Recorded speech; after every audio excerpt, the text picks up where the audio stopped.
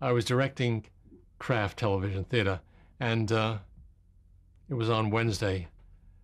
And I got an assignment from Warren Wade for the presidential elections. What year would this be? Probably about 1948 or, well, anyway, it was Dewey Truman. And I complained to him, but I've got a show to do the next day. And he said to me famously, quote, "Truman will concede by 8 p.m. You'll be home in time for dinner, and don't worry about it." And all I could think of was the following day, because we worked through the night.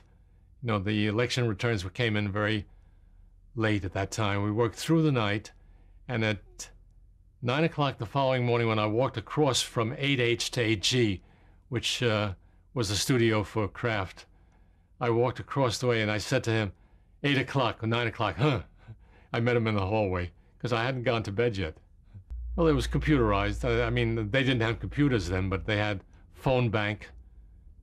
And they had reporters down there all over the studio floor at 8H getting from whatever. And then you had the announcer, the host, in effect, who was Ben Grauer then, going to the map, which was the huge set piece, and that was it. The set was a United States map with probably numbered electoral votes in it, underneath it, and then maybe the capital of the state, someplace in it. But it was very, very simple.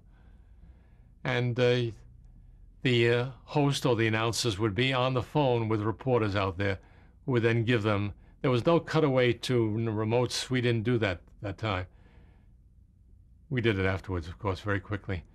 But it was a matter of just all the information coming to one headquarters. And NBC News, of course, was located at 5H on another floor. And it would be a matter of coordinating with NBC News for the latest news, which would be feeding the radio network. Then it was like riding a bicycle at a time when today we go by plane. It was very elementary, but it was kind of fun and a kind of excitement with it. And the Truman-Dewey election was called early by some of the newspapers. Yes, we had the headline in the balcony. Grauer had it up there.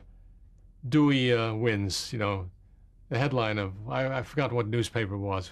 It was a Chicago, I think, Times, Sun-Times. But the actual headline said that Dewey won. Now, did you report that he won on camera? No, we showed it. We showed the newspaper being held by the reporter. And later on, of course, we had a shot of Harry Truman having it in his hand. So did NBC announce that he had won, or were you talking about after the fact? We're talking about after the fact, because it was now the newspaper had published and then it recalled it. But that wasn't that remarkable. What was remarkable was that it was taking place, which was the excitement of radio always. It was instantaneous. You had Murrow talking from a London rooftop during World War II. This was the exciting medium. And the next step was the picture that came with the sound, but the sound came first.